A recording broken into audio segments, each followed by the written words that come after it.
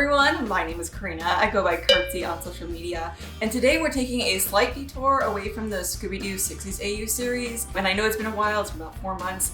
There is videos coming, I will get back to that. But for now, I have this video planned, which is going to happen today, on making a Andres Courrèges dress replica from 1967. Also, side note, I really love the poofy sleeves on this blouse.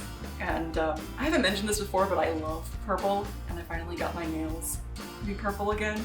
So now I'm just living my best purple life.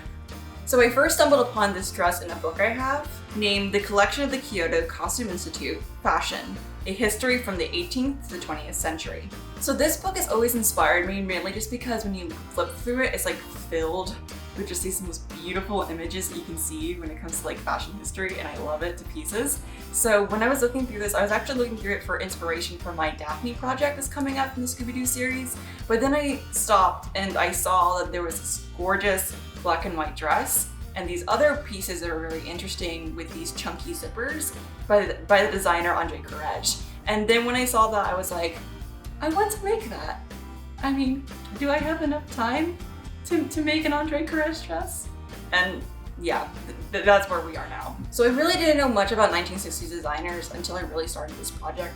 And then I realized as I was going through the history of the 1960s that to best understand why fashion is the way it is, I needed to look less at what was popular at the time and more at the who was pushing for it to be popular at the time. So Andres Courrèges is a French designer who first debuted in 1961 with his fashion house. It wasn't until his 1964 collection that he really began to shake things up by having trousers and mini skirts. You have to remember that this is a time where we're coming out of the 50s, and so women are just beginning to wear pants for leisure wear. And what happens is he's one of the designers, and he's a couture designer who helps push that pants are actually okay for more formal events. So he is actually a big name in helping make pants just normal for everyday wear for women. This particular trouser suit, I have no way of knowing is from his 64 collection or from a later on collection, but the seller claims it's from the 60s, and I think it's a really good example of exactly what his work looked like when it came to pantsuits. So let's take a moment just to appreciate that beautiful design. Also that steeping price tag. So there is a bit of a controversy over who exactly invented the miniskirt.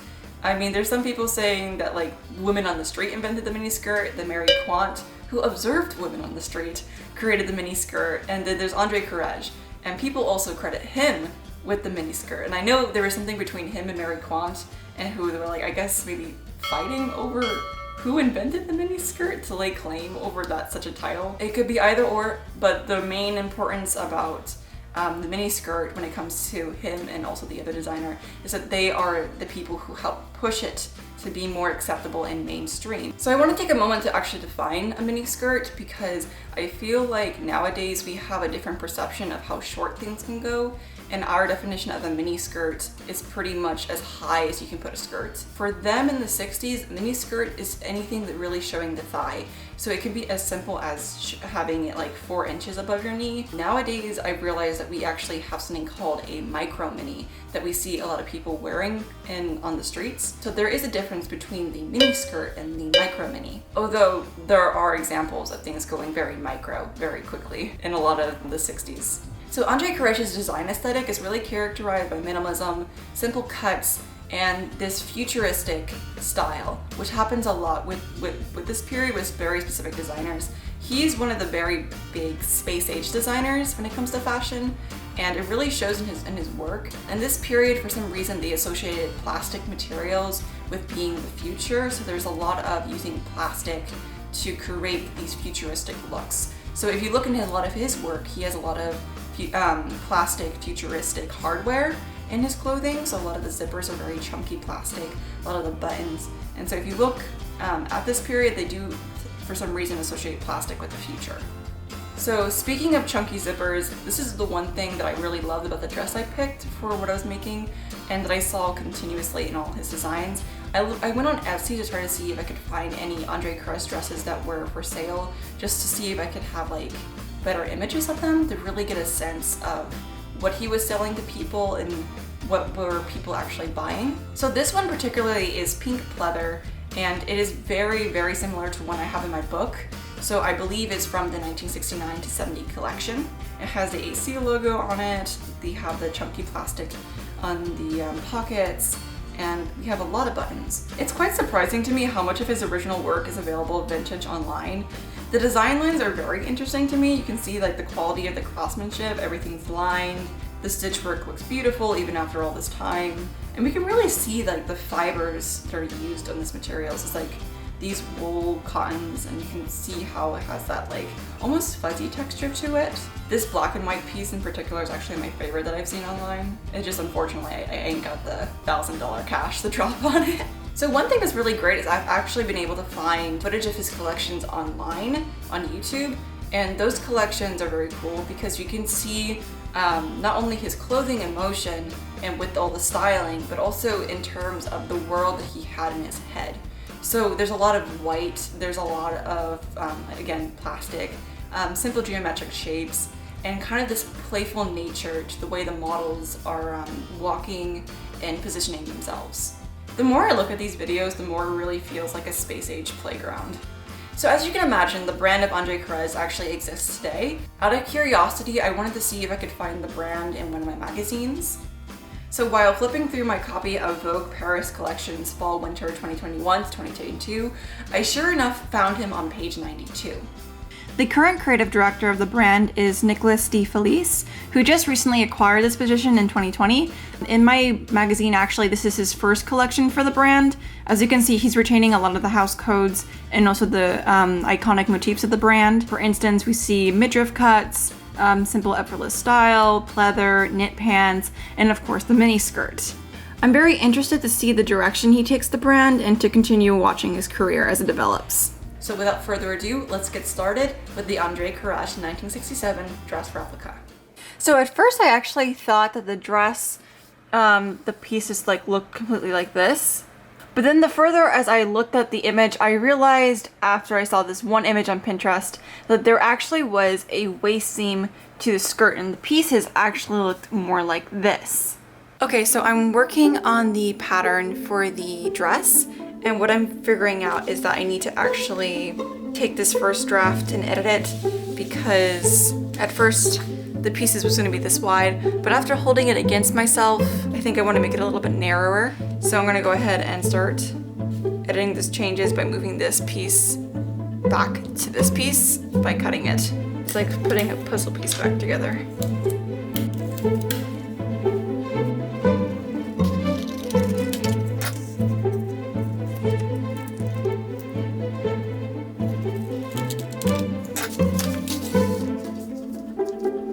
Once I figured out what the pattern was, I started cutting up my fabric, and what I ended up using for this project is a white ponte and a black scuba knit. These are not the fabrics used on the original. The original has cotton and wool, and what I assume to be a blend of the two. It is really hard for me to find any wool locally, and seeing as I wanted this to be a quick project, I ended up just going with the scuba knit and the ponte in a heavier weight.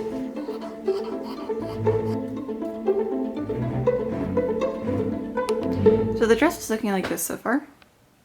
Bunch of pieces cut out. Not all the pieces, but the majority of them. So I think what I want to do is I'm going to start piecing together at least the top and see where it goes.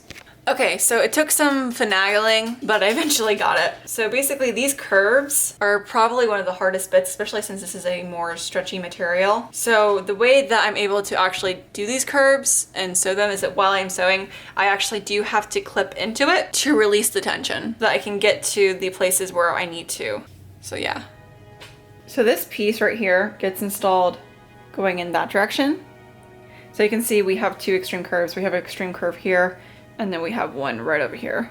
I have two tick marks that are placed on the pattern. And what this is gonna help me do is gonna help me match up certain parts of it so that I can keep this very consistent. So if I flip this, take my pen, I poke it into this tick mark, and then I find the other tick mark.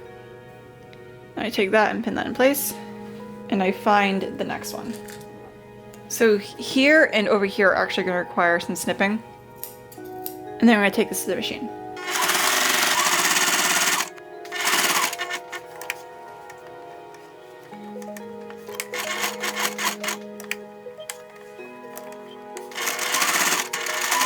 I'm staring at this dress. I've already done the curve, the back is done. The top stitching only happens once I get to a later step because everything has to be together for me to do this top stitching. It's like a continuous top stitch all around. But what's actually right now puzzling me is actually the zipper, because when you look at the image of the dress, there is no top stitching. So this zipper is encased inside by a line like this alone with no top stitching, which means if you fold that back, that means this gets sewn like this, but on both sides. And at the bottom, this also has that same detail. So this requires some finagling. Another detail is this shape that happens right over here. So this whole thing, this piece goes right over here to connect the skirt up to here, and then that also gets sewn at the waist. So this is a very interesting cut line that I'm gonna have to sew around and make sure that these curves right over here are as beautiful as these curves over here. So what I have done is I have marked a line 3/8 of an inch away from the cut, because this is gonna be sewn at a 1/2 inch. So I put 1/8 away, and what's gonna happen is I'm going to take my zipper, going to flip him, and I'm going to put him right against that line and sew there exactly 1/8. And that should give me the 1/2 inch away that I need. And then I'll figure out the other sides as I go. So update. So I just figured out exactly why the zipper is sewn the way it is and can be sewn the way it is, because I forgot that these type of chunky white zippers separate. So it makes complete sense why they continue to sew it going in 2 different directions, and then they can just zip it up and then they can do the bottom. For such a simple looking dress, it has so much thought and design in itself that this is just fascinating for me. And this is why I've been so fascinated with the 60s. When you look at all their relatively simple silhouettes, they do so much design work in the simple silhouettes that make it way more complex, that in itself is just like beautiful. And then now that that's already sewn together, all that's left is to sew the bottom piece, which can be easily done by just simply lifting this and sewing across here.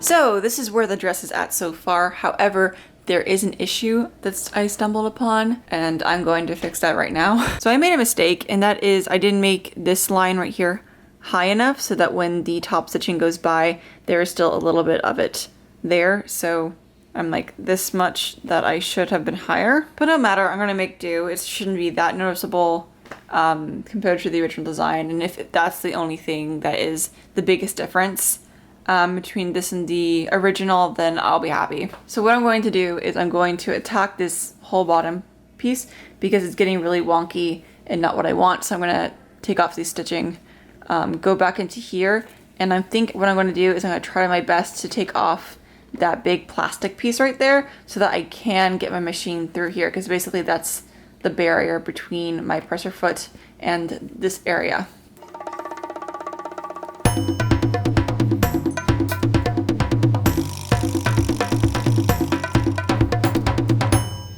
Much better now. A couple puckers here and there, but I can't really fix it more. I've already tried to fix some areas, and the more I go in with the seam ripper, I have to be very careful because it kind of makes the material more delicate, and then I can't fix it anymore. I could actually end up making a hole or ripping something because of the way the knit is. So I'm just going to go ahead and continue on with the rest of it and call it done on these bits. Okay, so I tried it on. I already have some things I'm going to fix. I have taken the top part of it on me, but I have to let out the skirt. So thankfully I have a 5/8 of an inch seam allowance on either side. So what I'm going to do is I'm going to let that out and then just take in the top.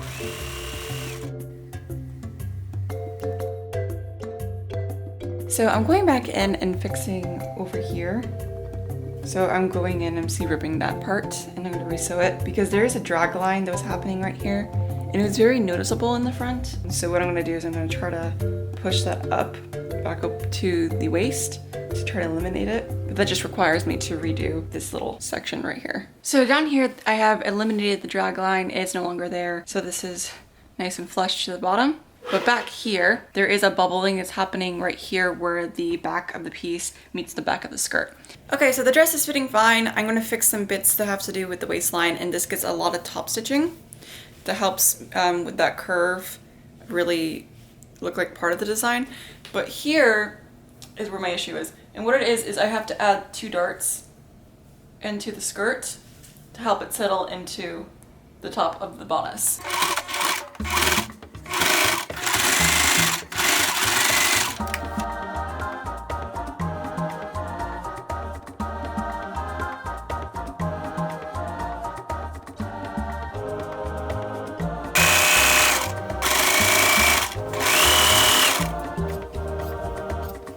A lot of grading seam allowance has happened. So now, this is what it looks like. What's gonna happen is this gets folded over and a stitch gets made right here.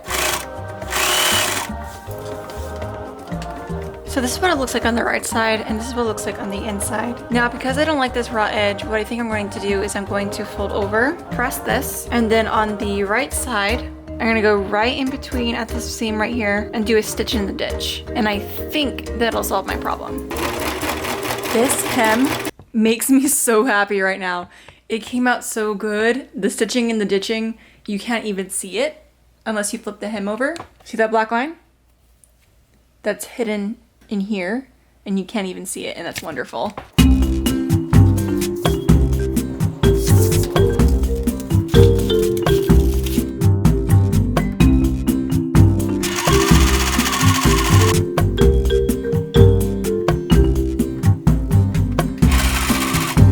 So I went to the store last night and I got these awesome buttons, and this is what I'm using to create that false pocket look on the sides of the dress.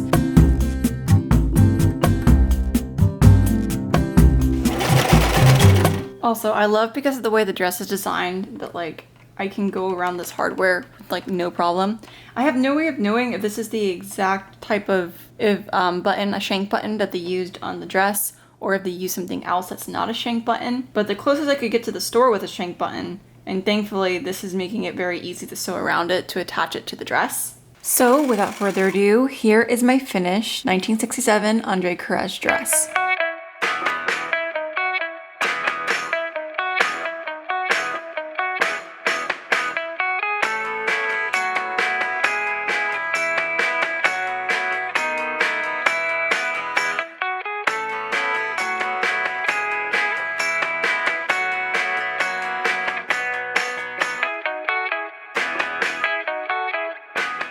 I am actually very, very happy with how this dress came out. The photo shoot was so much fun. I did a lot of jumping in the air and weird poses, and there's something just very joyful about doing this photo shoot with all these wild sculptures. Now, while I do love this dress, I do have a couple pitfalls with it. One, I wish I had made the A-line a little bit more dramatic to make it more attuned to the original dress. And also, I think if I were to do this dress a second time, I would actually invest more money into it by hunting down the cotton wool blend fabrics to try to mimic more of what that shape was doing with the original dress. But other than that, I really, really love it. I had some blessed seams where the seam lines would just meet up perfectly, and despite taking a lot of seam ripping with this dress, I'm very happy to have it in my wardrobe. Thank you all so much for watching. I'll see you next time with a new Scooby-Doo video. Here's a toy. Huh? Not this?